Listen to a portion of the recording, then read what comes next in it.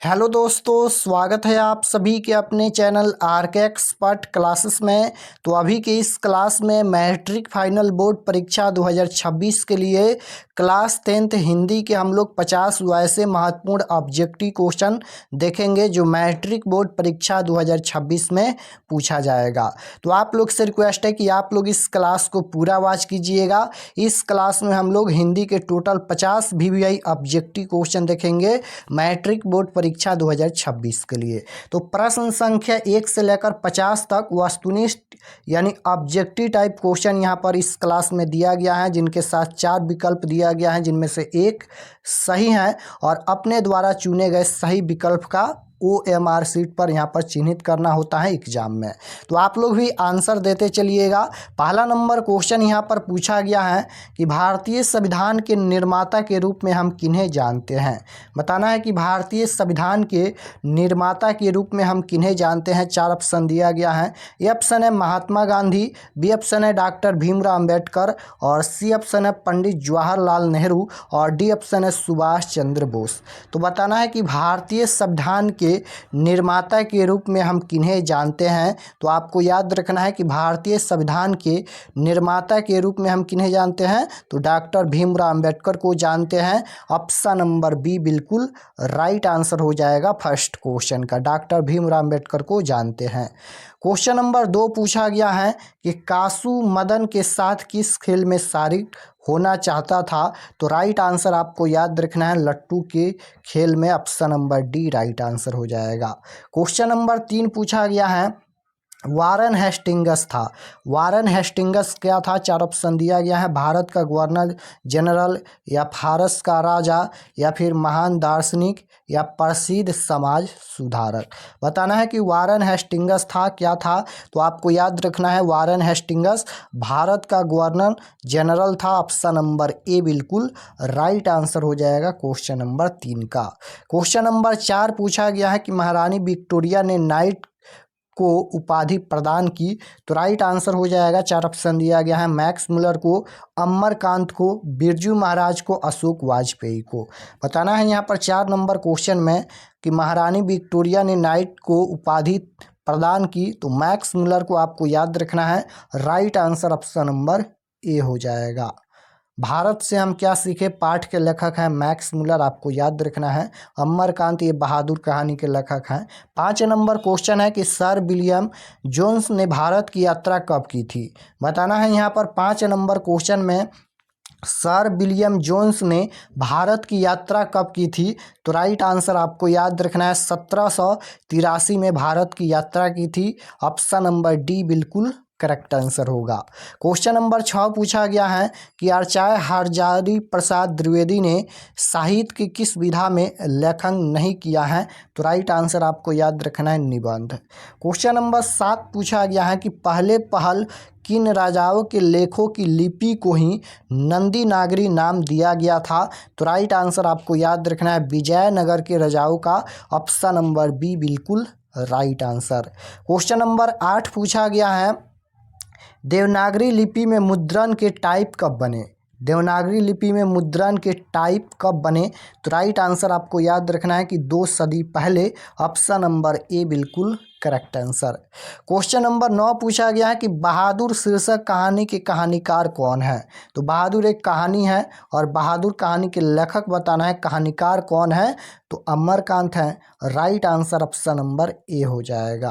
Question number 10 पूछा गया है रूप, यहाँ पर रूस होना चाहिए, रूस की क्रांति कब हुई थी। तो 1917 ईस्वी में। ऑप्शन नंबर बी बिल्कुल राइट आंसर होगा। क्वेश्चन नंबर 11 पूछा गया है बिरजू महाराज का साक्षात्कार किसने लिया। तो राइट आंसर हो जाएगा क्वेश्चन नंबर 11 का। ऑप्शन नंबर ए हो जाएगा रसिम वाजपेयी। क्वेश्चन नंबर 12 है कि जीर्णोद्धार का अर्थ है। तो राइट आंसर हो जाएगा 12 का ऑप्शन नंबर ए पुराने को नया करना। क्वेश्चन नंबर 13 है कि अशोक वाजपेयी लाल शत्रुंज में कितने दिनों तक रहे।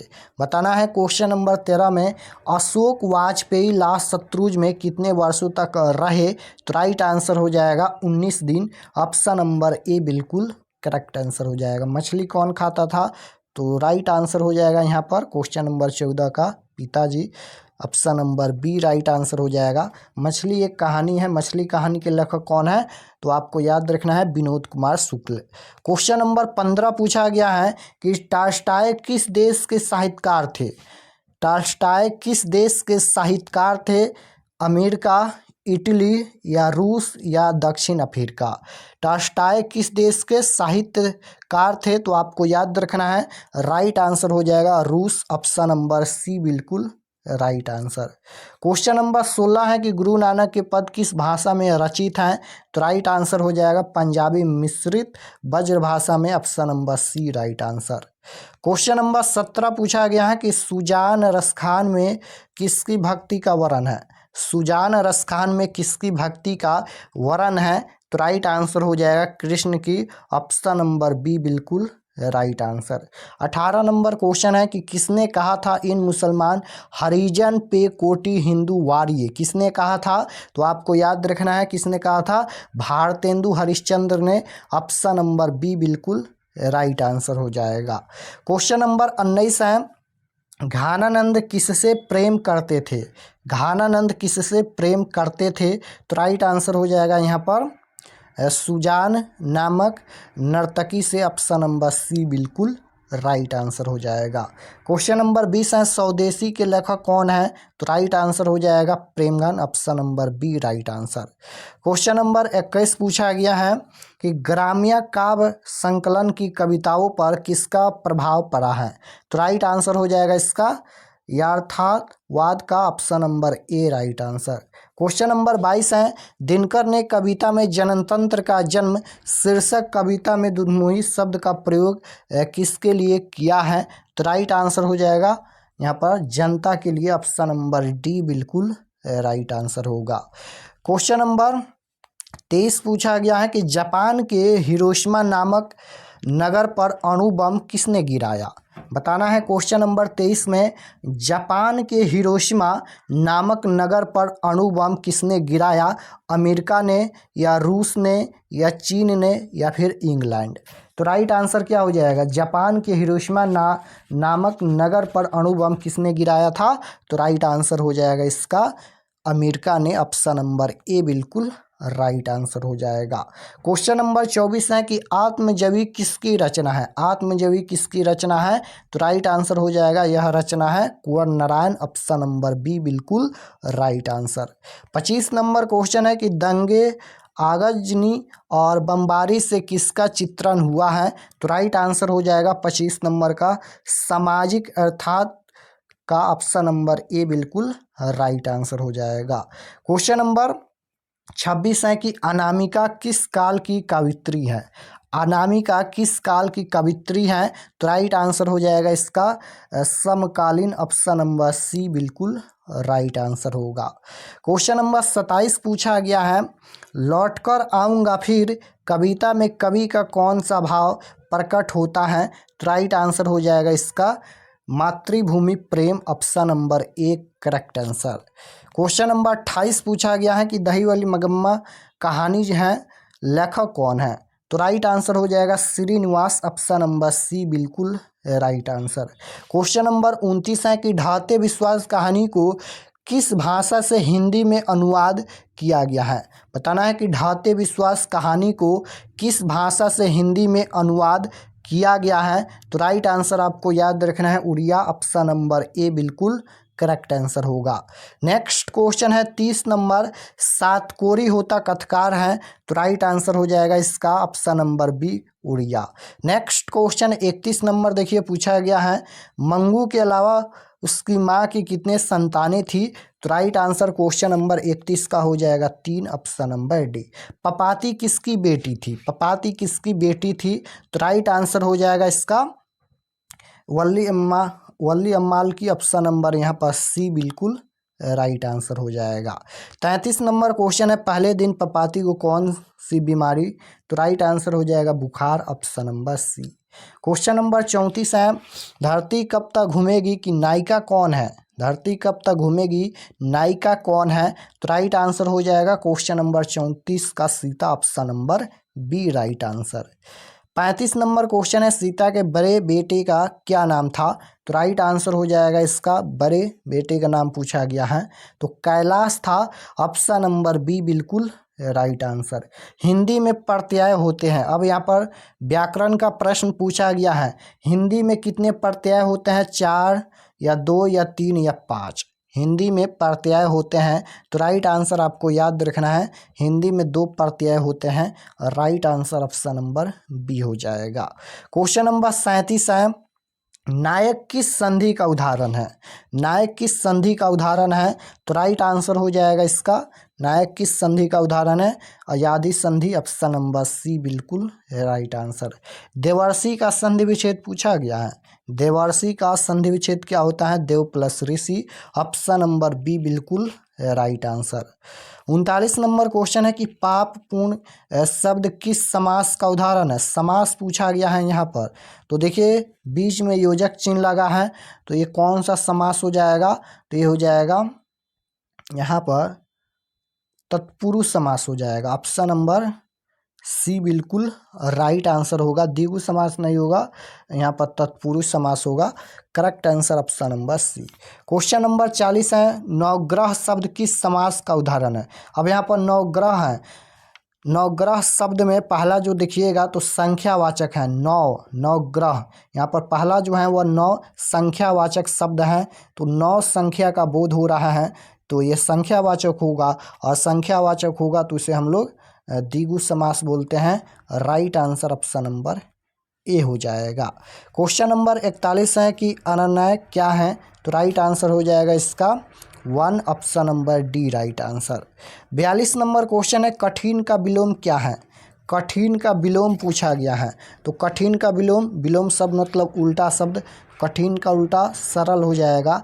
Correct answer option number C. मैदान मारना मुहावरे का अर्थ, मुहावरा पूछा गया है, तो राइट आंसर हो जाएगा इसका जीत लेना, option number C right answer. Question number 44 है, अक्ल का पुतला होना मुहावरे का अर्थ पूछा गया है, तो राइट आंसर हो जाएगा इसका बहुत बुद्धिमान, ऑप्शन नंबर डी।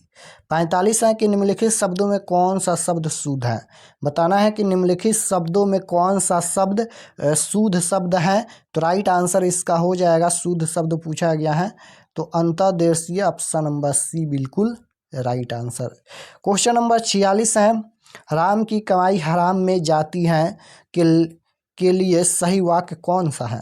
तो राइट आंसर हो जाएगा इसका, ऑप्शन नंबर ए। क्वेश्चन नंबर 47 है, गाजर मूली समझना का अर्थ पूछा गया है, तो राइट आंसर हो जाएगा निर्मल समझना, option number B right answer हो जाएगा, निर्बल समझना। 48 है कि कौन सा वाक्य शुद्ध है? शुद्ध वाक्य बताना है, तो शुद्ध वाक्य इनमें कौन है? तो जो कुछ मेरा है सब आपका है, यही शुद्ध वाक्य है। 49 नंबर क्वेश्चन है कि जो दुख में एक सा रहे, तो राइट आंसर इसका हो जाएगा जो सुख दुख में एक सा रहे, उनके लिए शब्द पूछा गया है कि कौन सा शब्द सही है, तो ये हो जाएगा वितरागी, option number D right answer. 50 number question है कि वाच्य के कितने भेद होते हैं? तो वाच्य के 3 भेद होते हैं, राइट आंसर ये हो जाएगा। तो यहाँ पर हम लोग हिंदी के टोटल 50 ऑब्जेक्टिव क्वेश्चन देखे हैं। आप लोग कमेंट में बताइए कि आपका कितना प्रश्न सही हुआ, और अगर आप लोग चैनल पर नए होंगे तो चैनल को ज़रूर सब्सक्राइब कर लीजिएगा, ताकि आने वाले नेक्स्ट क्लास आपके पास ज़रूर पहुँचे। और चलिए हम आपको बताते हैं कि आप लोग क्वेश्चन पेपर ऑब्जेक्टिव और सब्जेक्टिव चैप्टर बाय चैप्टर कैसे आप लोग डाउनलोड कर सकते हैं, चलिए बताते हैं। तो ऑब्जेक्टिव और subjective question answer PDF download करने के लिए गूगल पर चले आना है और आपको सर्च करना है आरके एक्सपर्ट क्लासेस। इसी चैनल का नाम आपको गूगल में सर्च करना है आरके एक्सपर्ट क्लासेस। तो जैसे ही गूगल पर सर्च करेंगे आरके एक्सपर्ट क्लासेस, तो आपके सामने इस प्रकार से पहला पेज आएगा, ध्यान से देखिए, फर्स्ट पेज आएगा इस प्रकार से, और इस पर आपको क्लिक करना है। तो चलिए हम इस पर क्लिक करते हैं। क्लिक करने के बाद ये ओपन हो जाएगा। ओपन होने के बाद आपको नीचे आना है क्लास 10th के सेक्शन में।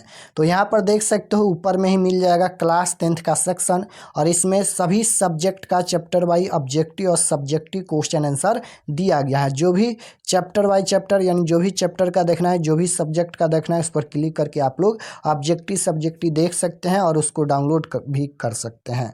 यहाँ पर व्यू मोर पर क्लिक करके और भी चैप्टर का आप लोग यहाँ से देख सकते हैं। जैसे पाठ 3 यहाँ पर हिंदी का चैप्टर नंबर 3 भारत से हम क्या सीखे, इस पर क्लिक करके देख सकते हैं। संस्कृत का चैप्टर नंबर 1 है। यहाँ पर केमिस्ट्री का चैप्टर नंबर 1 रासायनिक अभिक्रिया एंड समीकरण। मानव नेत्र एंड रंग बिरंग संसार, ये फिजिक्स का चैप्टर नंबर 2। श्रम विभाजन जाति प्रथा, यूरोप में राष्ट्रवाद, यानी सभी चैप्टर का दिया गया है। जैसे आपको यहाँ पर रासायनिक अभिक्रिया एंड समीकरण का देखना है तो इस पर क्लिक कीजिए। क्लिक करने के बाद ये ओपन हो जाएगा। ओपन होने के बाद नीचे आइए तो यहाँ पर देख सकते हो आपके सामने सबसे पहले तो सब्जेक्टिव क्वेश्चन दिया गया है। आप लोग इसको लिख कर आप लोग याद कर सकते हैं, क्योंकि ये सभी क्वेश्चन परीक्षा की दृष्टि से महत्वपूर्ण है। रासायनिक अभिक्रिया किसे कहते हैं, तो इसका यहाँ पर दिया गया है आंसर। उसके बाद यहाँ पर 2 नंबर रासायनिक समीकरण किसे कहते हैं। इस प्रकार से सभी सब्जेक्टिव दिया गया है। और नीचे आएंगे तो यहाँ पर नीचे आने के बाद यहाँ पर देख सकते हो डाउनलोड ऑब्जेक्टिव पीडीएफ। यहाँ पर डाउनलोड पर क्लिक करके ऑब्जेक्टिव क्वेश्चन को भी पीडीएफ में डाउनलोड कर सकते हैं। तो आपके सामने देख सकते हो ऑब्जेक्टिव सब्जेक्टिव दोनों दिया गया है। जैसे यहाँ पर हिंदी का देखना है पहला चैप्टर का, तो इस पर क्लिक कीजिए। आपके सामने ये सभी ऑब्जेक्टिव यहाँ पर ओपन हो गया। इसका आंसर भी दिया गया है। यहाँ पर देख सकते हो जो भी इस प्रकार से कलर किया गया है यही इसका आंसर है। तो सभी chapter by chapter objective subjective दिया गया है। व्यू मोर पर क्लिक करके आप लोग और भी चैप्टर का देख सकते हैं। तो यहाँ से आकर आप लोग सभी स्टडी मटेरियल डाउनलोड करके अपना तैयारी बेहतर कर सकते हैं।